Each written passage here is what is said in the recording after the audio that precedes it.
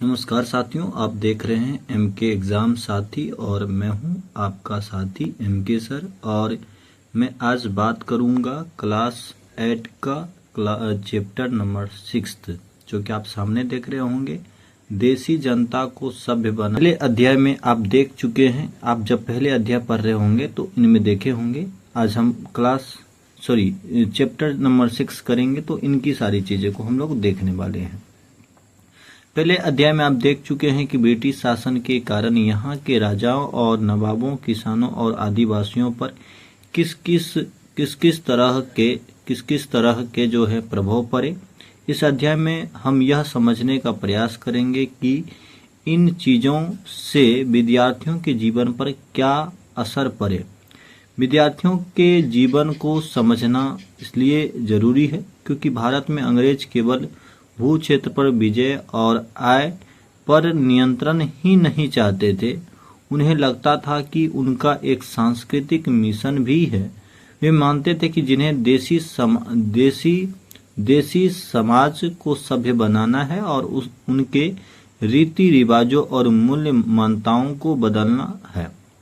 साथियों, जब अंग्रेज हमारे देश पर कब्जा किया, हम उनके गुलाम बने, हम उनके उपनिवेश बने, तो सिर्फ भौगोलिक तौर पर नहीं बने, मानसिक तौर पर भी हम गुलाम रहे। क्योंकि आज भी अंग्रेजी को इतना महत्व दिया जाता है। ये अंग्रेजी हमारी खुद की भाषा नहीं है, जबकि ये अंग्रेजी भाषा अंग्रेजों का है। फिर भी इस तरीके से छाप छोड़ गया है कि उसके आज हम लोग कहीं ना कहीं गुलाम हैं। इन बातों को मानना ही होगा आपको। अगर देखें तो रीति रिवाज और मूल्य मान्यताओं को बदलना है। उनका मकसद ये था कि मानसिक तौर पर भी हम गुलाम बना सकें। इसके लिए कौन से बदलाव लाए जाने थे? भारतीयों को शिक्षित, सभ्य और अंग्रेजों की सोच के मुताबिक अच्छी प्रजा बनाने के लिए कौन से कदम उठाए जाने थे? अंग्रेजों के पास भी इन सवालों के कोई बने बनाए जवाब नहीं थे। इन सवालों पर कई दशक तक बहस चलती रही। ये ऐसा नहीं है कि एक दिन की सोची गई साजिश है, एक दिन की सोचे गए तरीके हैं। ये बहुत ही लंबे समय की चीजें हैं। लगभग दशक यानी कि 10 वर्षों का ये बहस चला और उनका मानना था कि अगर हम अच्छे पढ़ा दिए तो फिर ये गुलाम नहीं बने रहे होंगे। इस कारण से उनकी ऐसी शिक्षा व्यवस्था आई। आगे आप पढ़ेंगे, आगे समझेंगे कि वो देश में जो है ज़्यादा शिक्षित नहीं करना चाहते थे, बस वो अपने काम के लायक बनाना चाहते थे। आप सबको पता होगा कि जो बीच के पढ़े लिखे होते हैं उसे मूर्ख बनाना काफ़ी आसान होता है। जो नहीं पढ़े लिखे होते मानते हैं कि नहीं पढ़े लिखे होते हैं। जो बहुत पढ़े लिखे होते हैं वो उसमें कट्टरता आ जाते हैं, वो खुद के विचार देने लगते हैं। इन बातों से भी तकलीफ आने लगती है। तो उनका मानना ये था कि अगर कम पढ़े लिखे होंगे तो हमारे कर्मचारी के रूप में काम में आ जाएंगे।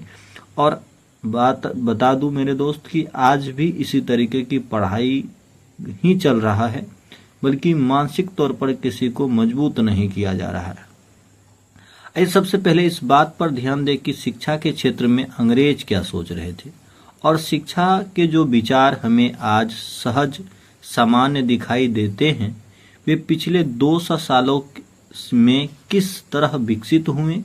इस पड़ताल के दौरान हम इस बात पर भी विचार करेंगे कि भारतीयों ने ब्रिटिश विचारों पर कैसी प्रतिक्रिया दी और इस बारे में अंग्रेजों के विचार किस तरह विकसित हुए कि भारतीयों को कैसे पढ़ाया जाएगा। मतलब इसमें बात ये करेंगे कि अंग्रेजों का जो है क्या रणनीति रहा होगा, जो वो चाहते होंगे कि भारत के बच्चों को शिक्षित करे और किस तरीके से वो चाहते थे। क्या वो चाहते थे कि अच्छी पढ़ाई हो सके या ऐसे चाहते थे कि सिर्फ उसके कर्मचारी लायक पढ़ाई लिखाई हो जाए। आगे बात करेंगे प्राच्यवाद की परंपरा। आप आगे चल करके यहाँ से प्राच्यवाद की जो है शब्दकोश को भी देखेंगे तो लगातार बने रहेंगे।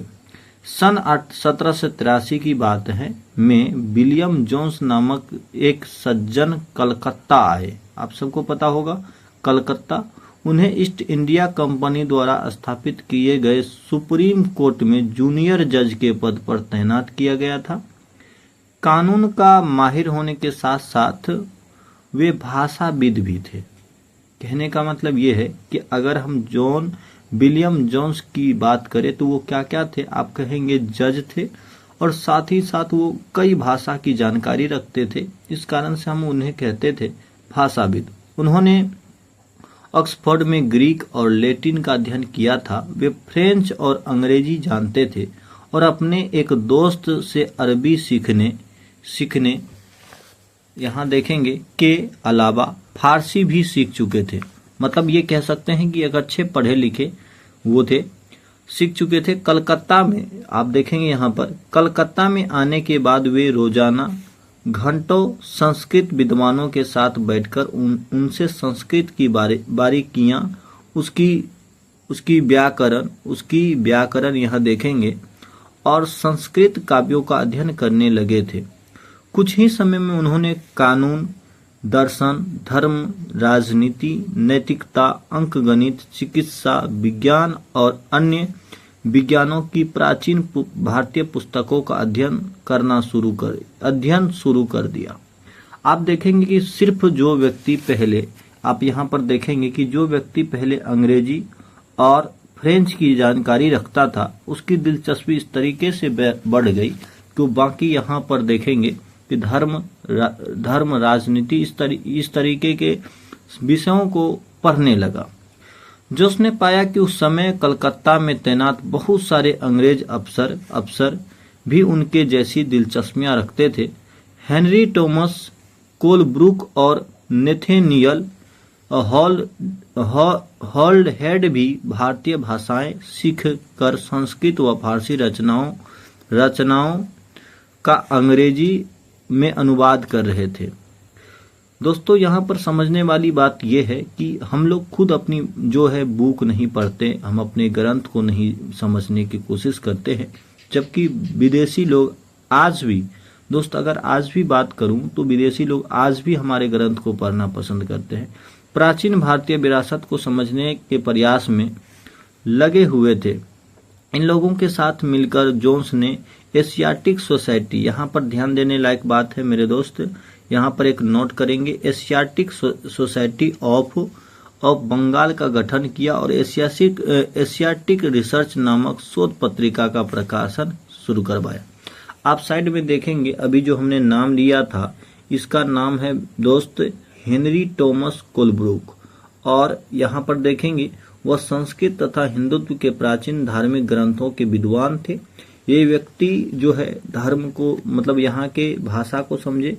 कौन से मेरे दोस्त? संस्कृत और हिंदुत्व के प्राचीन धार्मिक ग्रंथों के विद्वान बने। ठीक है, आगे अगर हम बात करें तो जोन्स और कोलब्रुक भारत के प्रति एक खास तरह का रवैया रखते थे। वे भारत और पश्चिम दोनों की प्राचीन संस्कृतियों के प्रति गहरा आदर भाव रखते थे। हम ये कह सकते हैं कि अंग्रेज होते हुए भी भारतीय भाषाओं की समझ और यहाँ के संस्कृतियों की समझ विकसित कर लिया था। उनका मानना था कि भारतीय सभ्यता प्राचीन काल में अनेक वैभव के शिखर पर थी, परंतु बाद में उसका पतन होता चला गया। इन लोगों का ये मानना था कि भारतीय जो भाषा है, भारतीय जो संस्कृत है, वो एक समय में काफी उच्च कैटेगरी का रहा होगा, काफी उनका जो महत्व है काफी अच्छी रही होंगी, और उनकी राय में भारत को समझने के लिए प्राचीन काल में लिखे गए यहाँ के पवित्र और कानूनी ग्रंथों को खोजना व समझना बहुत ही जरूरी था।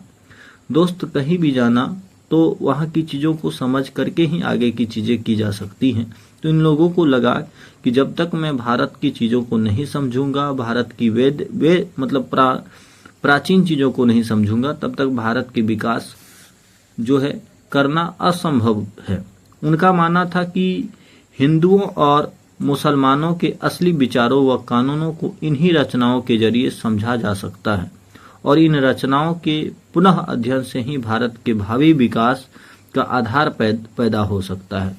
मतलब दोस्त साफ है कि पहले पुरानी चीज़ों को समझना पड़ेगा और उसी के आधार पर जो है विकास आप कर सकेंगे। इसका कारण, इससे फायदा ये होगा कि वहाँ के लोगों के अकॉर्डिंग आप कर सकेंगे। वहाँ के जो लोग चाहते हैं, जो पसंद करते हैं, उनकी भाषा में आप समझा पाएंगे। तो ये बेहद जरूरी था कि यहाँ की जानकारी उन लोगों को हो। इस तरह जोन्स और कोलब्रुक दोनों ही प्राचीन ग्रंथों को ढूंढने, उनकी व्याख्या करने, अनुवाद करने और ज़्यादा से ज़्यादा लोगों तक अपनी नतीजे पहुंचाने में जुट गए। कि दो लोग इस काम में जुट गए। उन्हें विश्वास था कि यह परियोजना न केवल अंग्रेजों को भारतीय संस्कृति से सीखने में मदद देगी, बल्कि भारतीयों ने को भी अपनी विरासत को दोबारा अपनाने और अतीत के लुप्त वैभव को समझने में मदद देगी। दोस्त, यहाँ पर ये चीजें दो तरीके से इन लोगों ने सोचा कि अगर ऐसी बातें होती हैं तो यूरोपीय लोग भी जो है भारत की चीजों को समझ पाएंगे, भारत के संस्कृति को फील कर पाएंगे, और साथ ही साथ यहाँ के लोग जो कि खुद नहीं पढ़े लिखे अपने प्राचीन ग्रंथों को, उनको भी जानकारी मिल जाए। इस प्रक्रिया में अंग्रेज भारतीय संस्कृति के अभिभावक और मालिक दोनों की भूमिका निभा रहे थे। मतलब यहाँ देखेंगे अभिभावक, गार्जियन स्वरूप और मालिक स्वरूप दोनों भूमिका निभा रहे थे। तो इतनी सारी चीजें आज हम लोगों ने कवर किया, और आगे के जो क्लास होंगी उसमें हम लोग आगे की चीजों को देखते चलेंगे। कमेंट में बताइएगा किस तरीके की ये जानकारी लगती हैं, किस तरीके से हम दोनों यानी कि आप और हम दोनों की जो है बॉन्डिंग बन पाएंगी, क्या हमारा ये काम सराहनीय है। तो आप कमेंट में बताएंगे, फिर इस तरीके की जो है वीडियो आती रहेंगी।